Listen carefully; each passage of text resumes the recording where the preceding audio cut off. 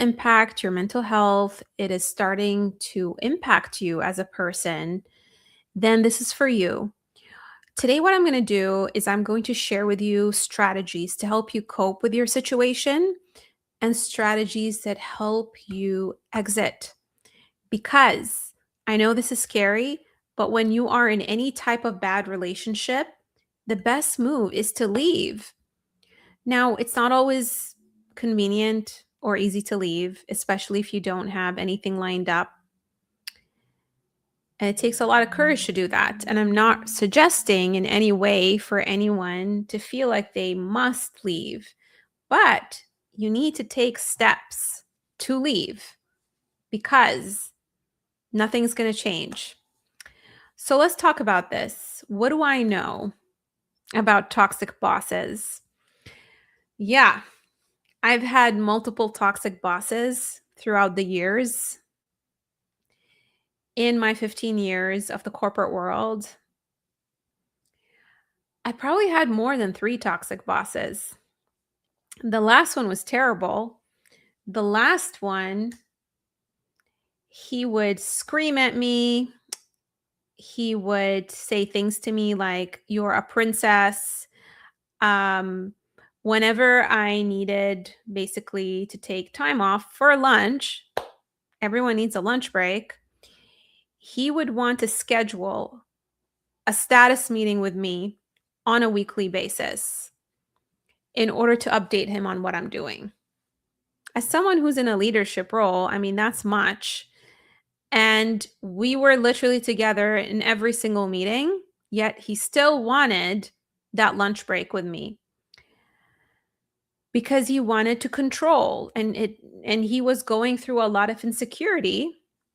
He felt good about doing those type of things, and that was quite toxic. Another toxic boss that I had was a micromanager, and he would rewrite all of my documents, even when the developers felt that I was giving them clear and sufficient information to build their features. And I just felt like I couldn't do anything about it.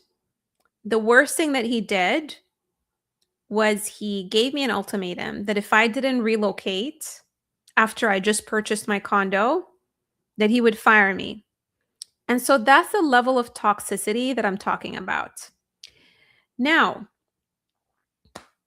here's what happens when you are in a toxic environment, and especially if you are reporting into a very toxic boss.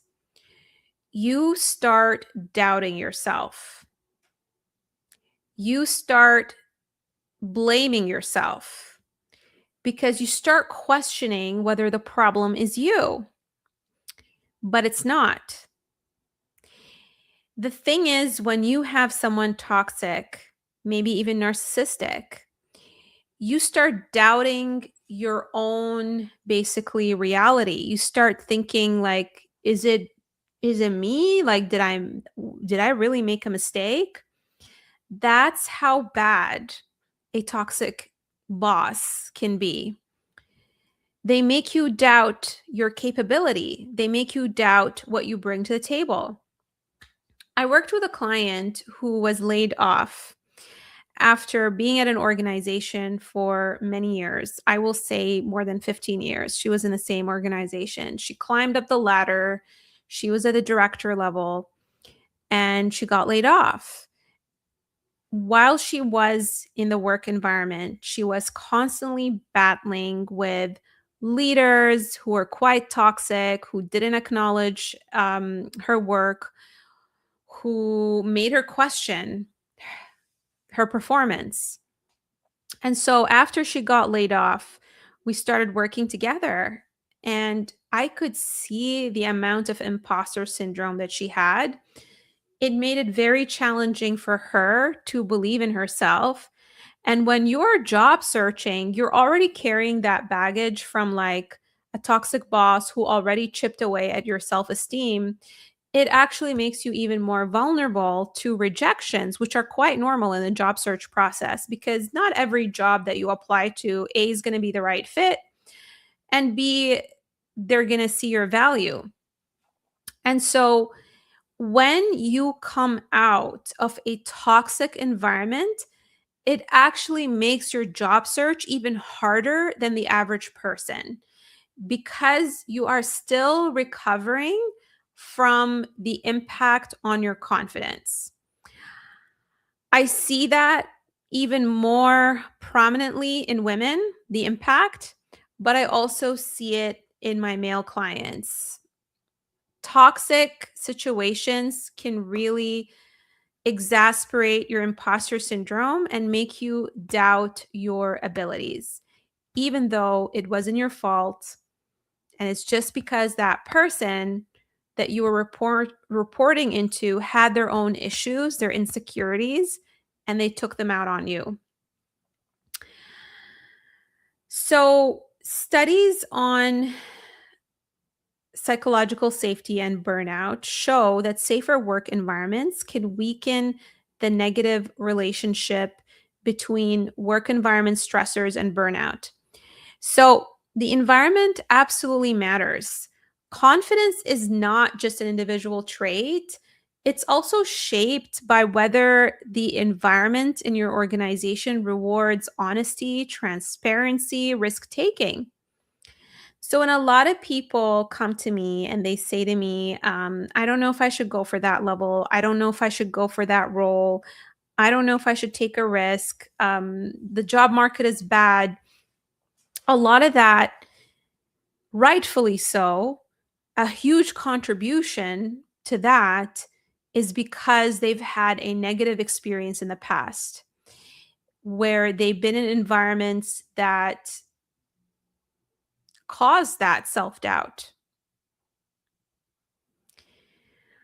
I see this day in and day out in the thousands of clients that I worked with, people who have had positive experiences in the workplace.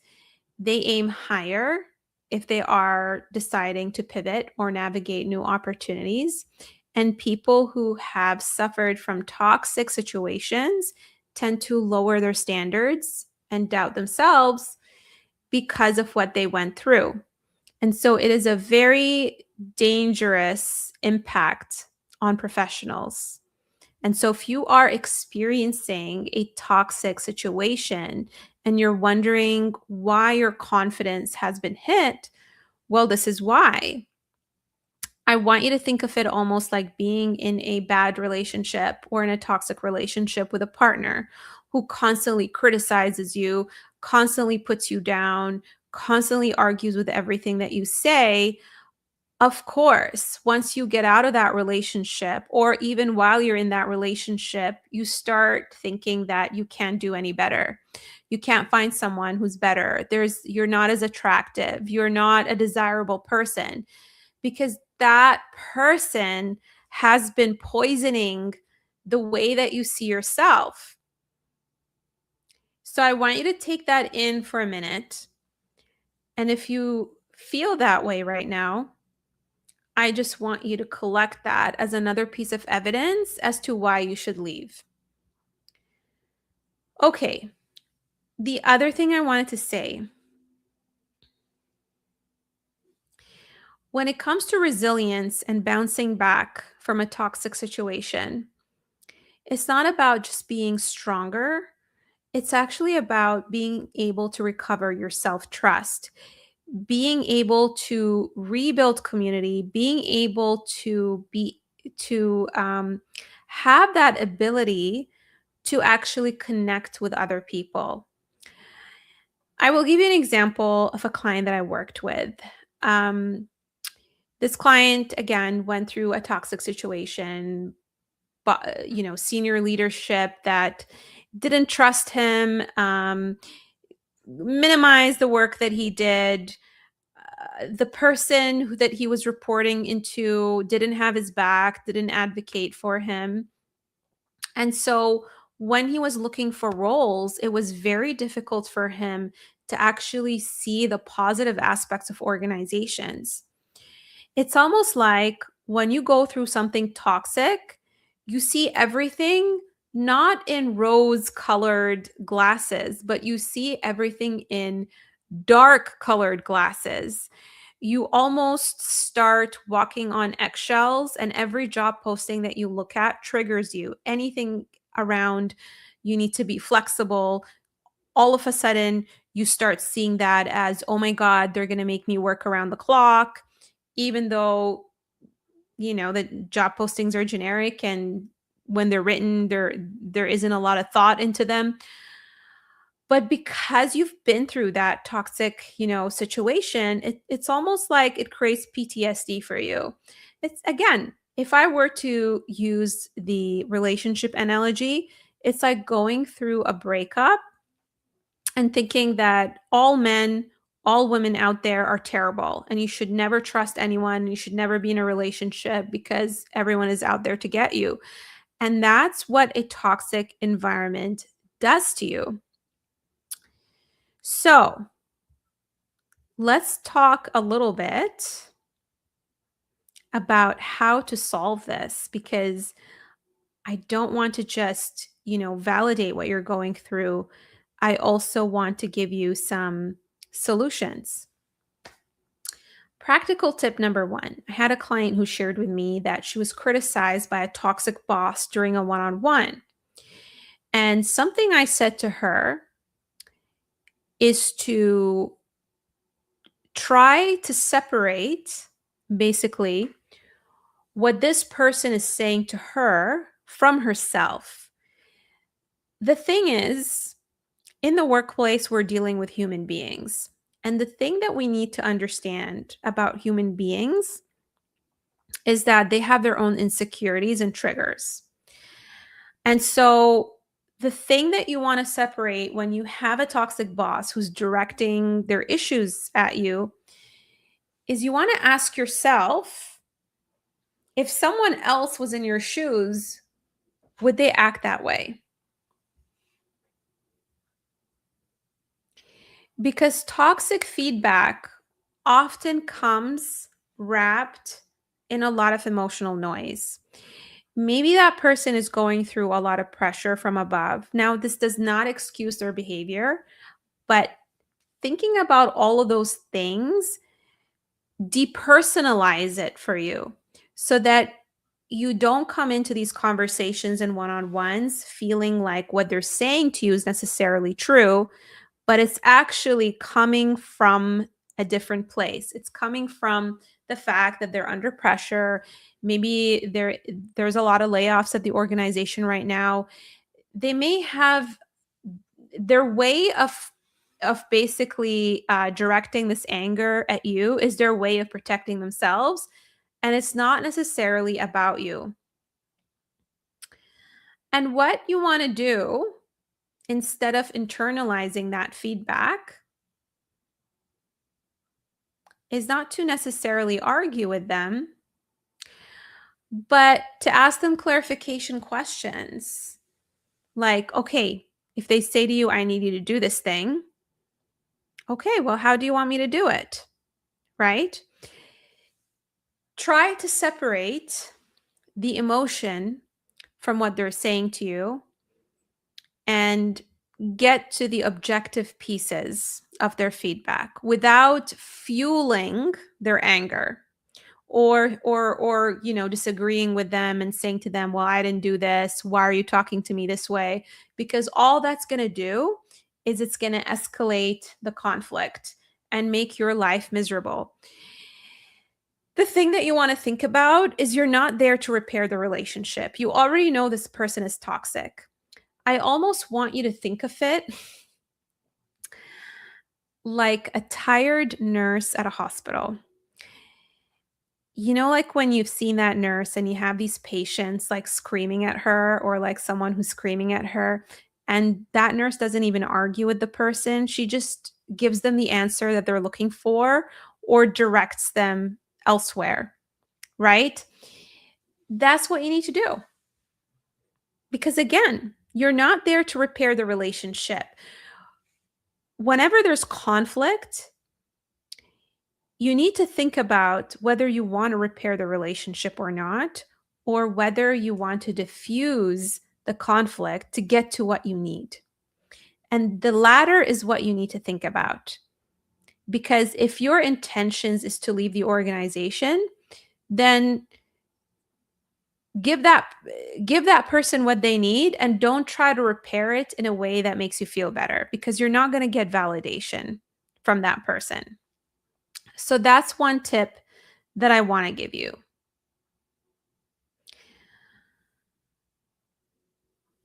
Questions that you can ask the person, such as, what is, one concrete behavior that I can actually act on? What is, give me an example of what you like me to do differently. Try to get them to be very specific and simply move on.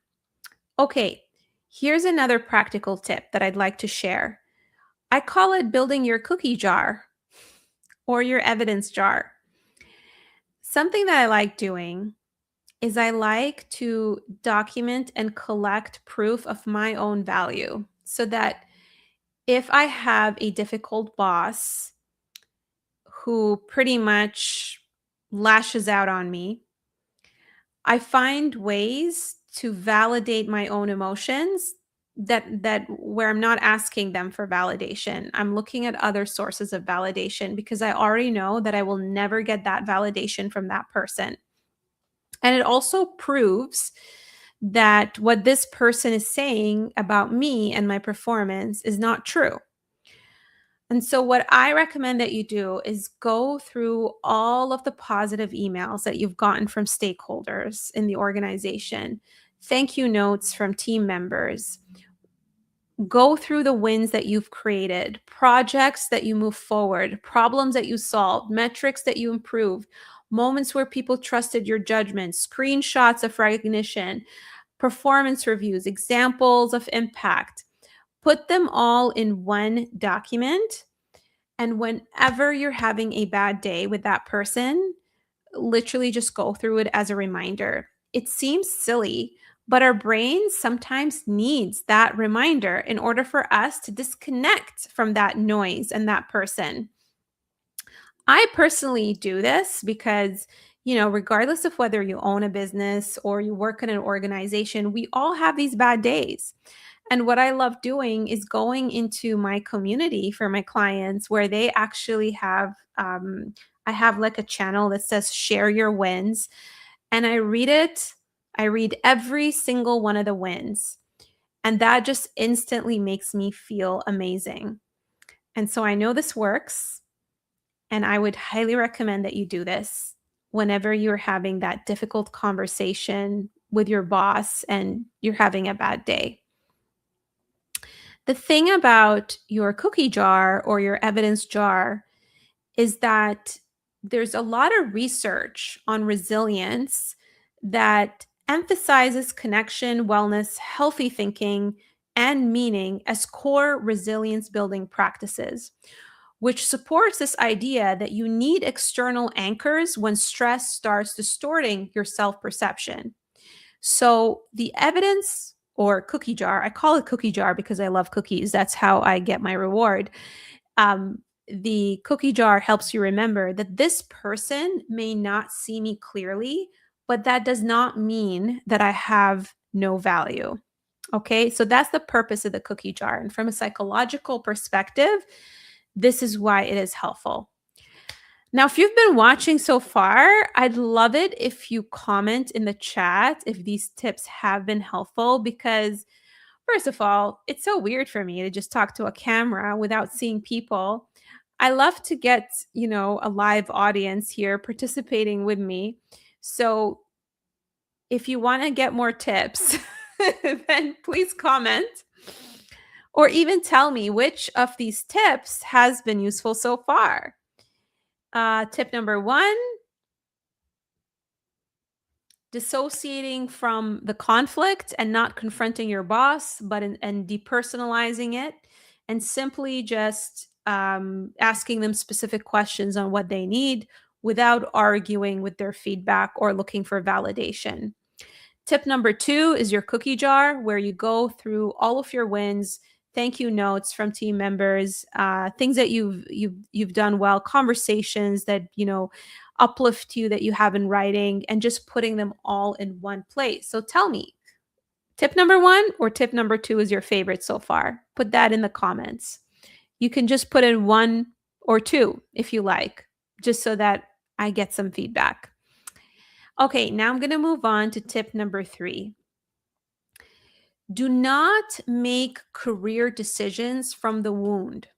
What I mean by that is when you are exhausted and, and you're so fed up with your boss, what's the first thing that you're going to do? You're going to go on LinkedIn and you're going to hit the easy apply button.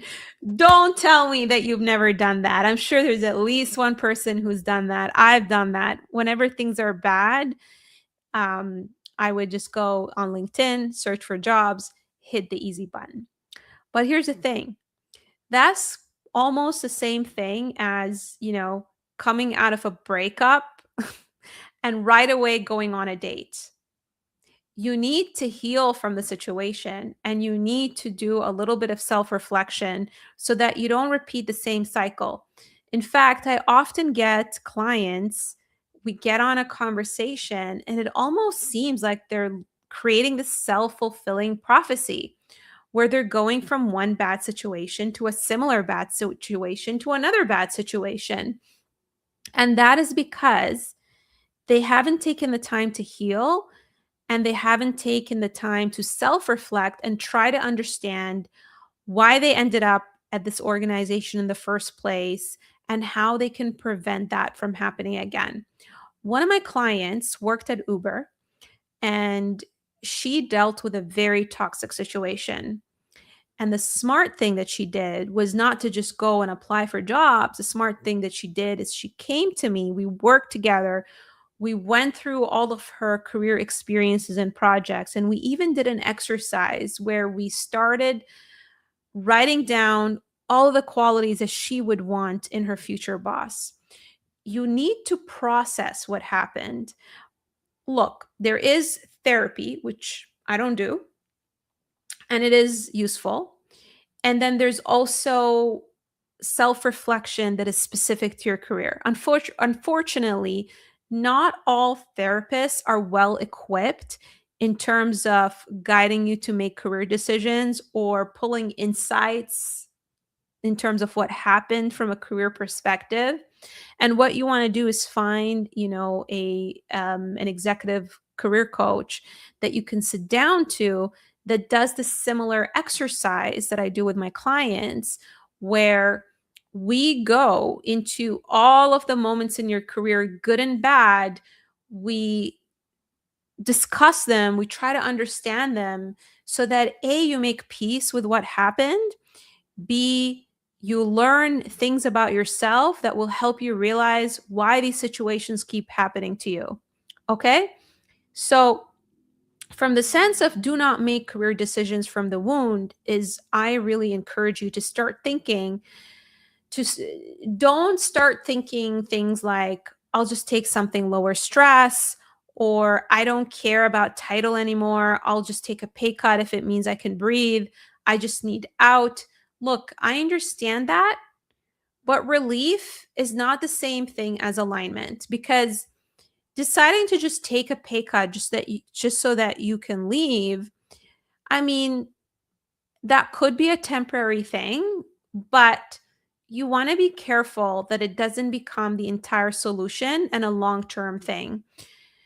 Because again, all that's going to do is maybe it's going to give you relief from that toxic boss, but it's also going to build resentment around yourself that you actually lowered your standard because of that person and decided to take on a lower paying job, right? And you don't want that to happen. You also don't want to let one bad apple to stall your career and create a setback for your career.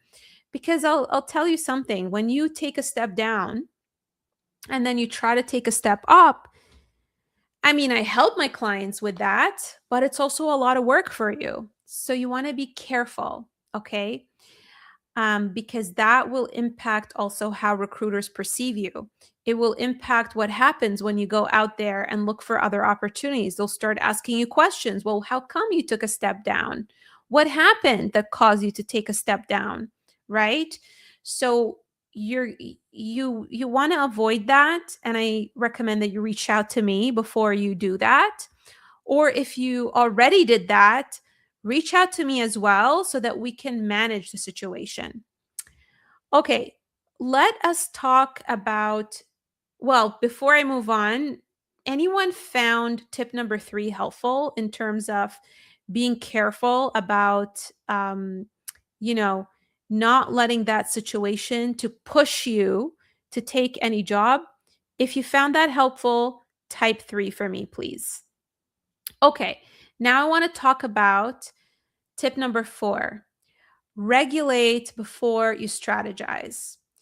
If you just had a brutal one-on-one with a toxic boss, don't immediately rewrite your resume. Don't apply to 20 jobs. Don't immediately decide that you're not qualified because your nervous system is activated. That means that your brain is scanning for danger, not opportunity. Like I mentioned, before, when you're in that state, it can create some form of PTSD. And everything that you start seeing out there in terms of opportunities, you'll start to look for flaws in them because your nervous system is trying to protect you. But the danger may not even be real. But because you're overly sensitive from what happened, that's what's going on. What I want you to do instead, in the moment when you are dealing with a toxic boss and you're having a bad day, I want you to self-regulate. What I mean by that, again, it feels logical, it sounds silly, but I have to remind people because we're all humans, and this is why I'm here as a coach. When we're overwhelmed, we can't think about all these things. And so I'm giving you this framework so that you have steps that you can take. Okay. So, what I recommend that you do is when you are in the thick of it and having a bad day with that toxic boss, I want you to do something kind for yourself. I want you to go take a walk, get out of the work environment, talk to someone who sees you clearly. Maybe you have an ally at the organization that you're close to. Go and have a coffee with them. Move your body, do something nice. For me, like whenever I'm stressed, like I go to a specific spa or I go for a massage. So, self-care is extremely important because work stress is linked to rumination, and research suggests that self-compassion can help you become more resilient, and it can reduce stress, rumination, and depressive symptoms. So, no, self care is not fluffy. It is part of you stepping out of the situation so that you can make a strong decision versus making decisions from a place where you're overwhelmed. Wonderful. Thank you for sharing. Number 3, I almost made that decision earlier this week. I will not lower my standards again ever, though I'm currently in a toxic situation. I'm very sorry that you're going through a toxic situation. That is not fun. Okay. Tip number 5. Tip number 5 is about borrowing confidence from the right room. One of the most powerful things that I've seen in my program is what happens when someone from a toxic environment enters a healthier room. What I pride myself is that I am really great at creating a strong community of like-minded, ambitious leaders who support each other. I I don't allow toxic people in my program. I spend time talking to every person who comes to my program, seeing if we're the right fit and ensuring that their values align with mine. And if their values align with mine, that means they're going to get along with the rest of the community. And what I've seen is quite transformational in my program, where I've had people who have gone through toxic environments And because they are in a supportive environment of peers, like things shift for them. Because when you're in a toxic environment, you start losing trust in people. You start losing trust that there are environments with good people. And when you see that there are actually environments with good people, professionals, who share your values and mindset, it gives you hope that those organizations exist, because if those people exist, then those organizations exist.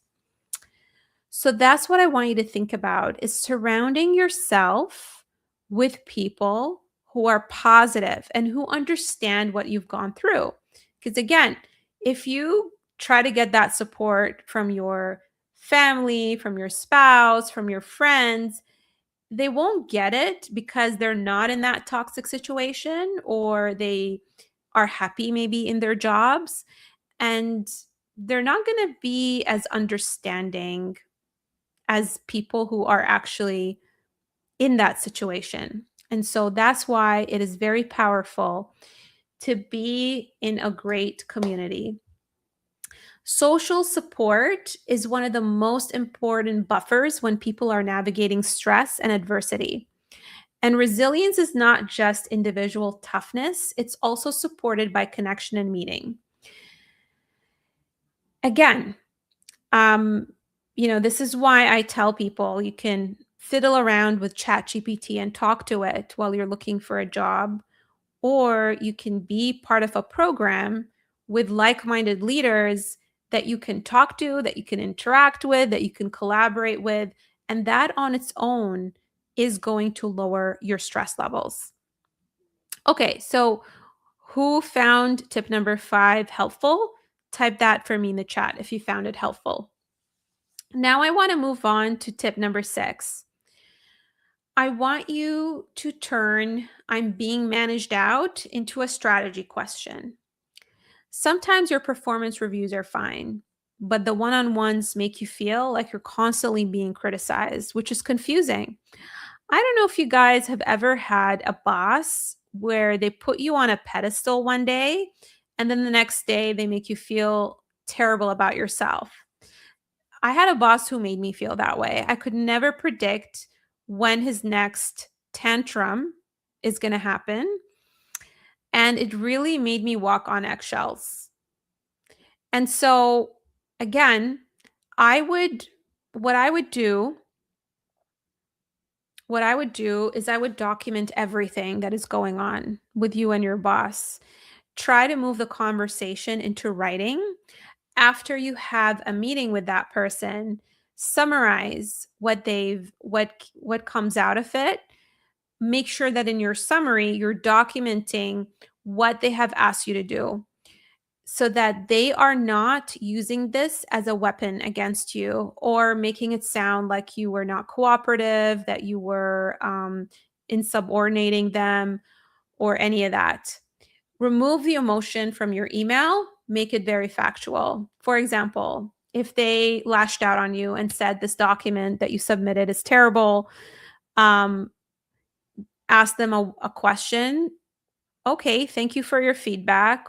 Can you be specific about what you want me to change?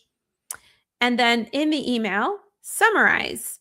Hey, whatever your boss's name is, based on our conversation, this is what we agreed on. This is the feedback I got. These are the steps that I'm taking. That way they don't try to gaslight you later on, or make it sound like you were not receptive to feedback, or you refused to follow whatever they were asking you to do. Again, let me know if tip number 6 is helpful, because that will also help me understand which ones, I can elaborate on in my content too. Okay, now the last tip number 7, reposition before you re-enter the market. This is the part that most leaders and directors skip. They leave a toxic environment, but they don't update their positioning. So they go into the market still sounding depleted. They over-explain, they apologize, they ramble, they talk too much about what happened, and they undersell their scope. They struggle to explain what they want next, and then they wonder why the market is not responding. This is why you need to reposition before you start applying everywhere, okay? So, I'll tell you guys a story of one of my clients who was a VP of marketing. She came out of a very toxic environment, and while we were working together, like, she was in tears all the time. And she ended up quitting because she could not take it anymore. Of course, I advised her to go on a little mini vacation, and then she came back to the coaching.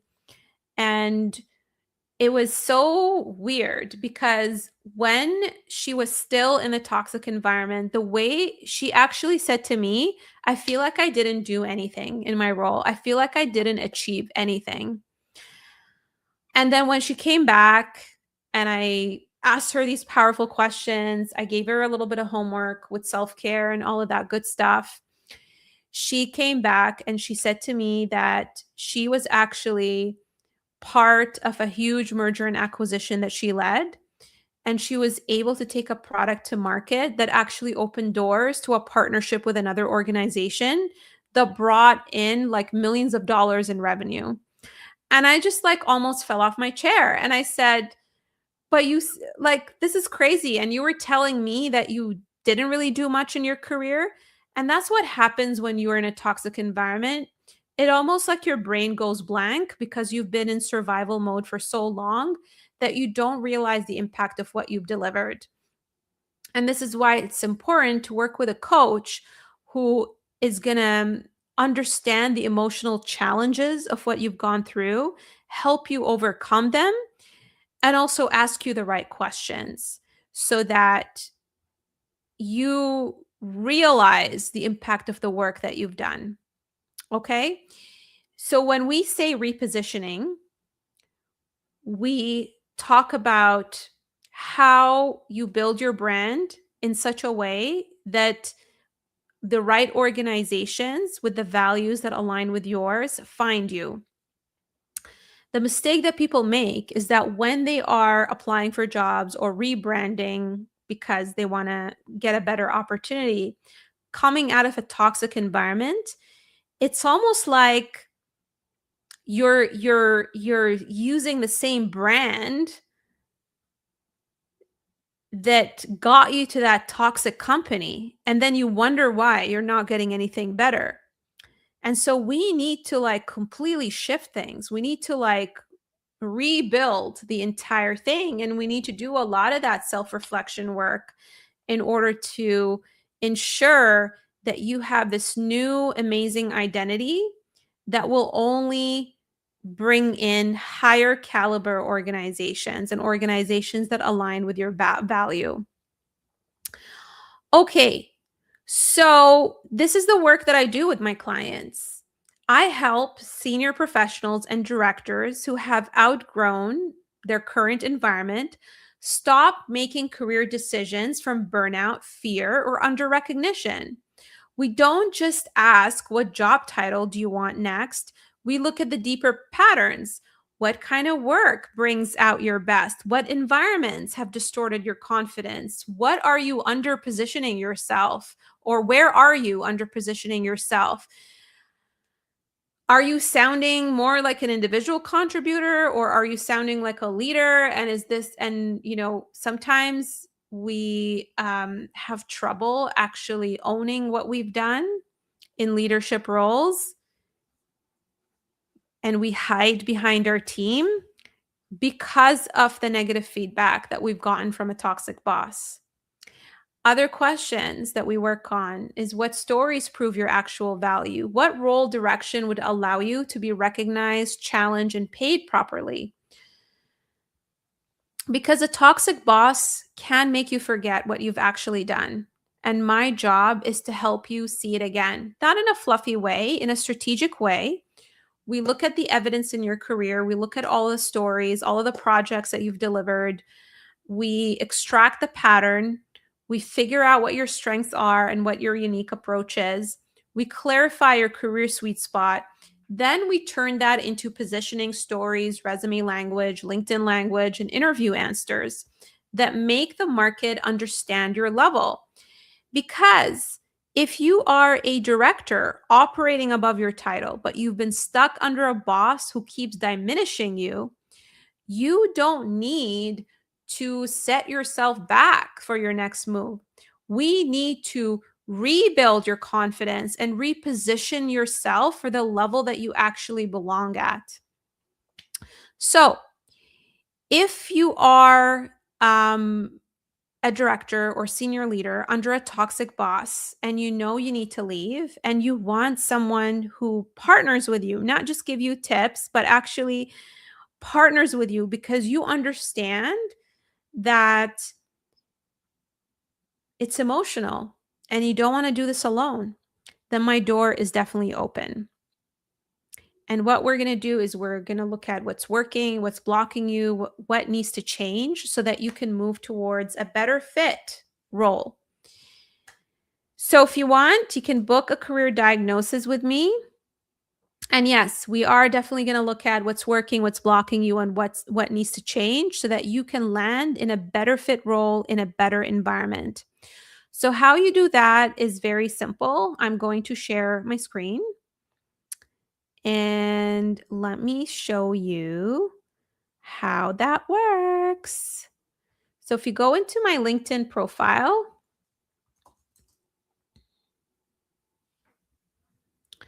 and you will find under the heading, book an appointment.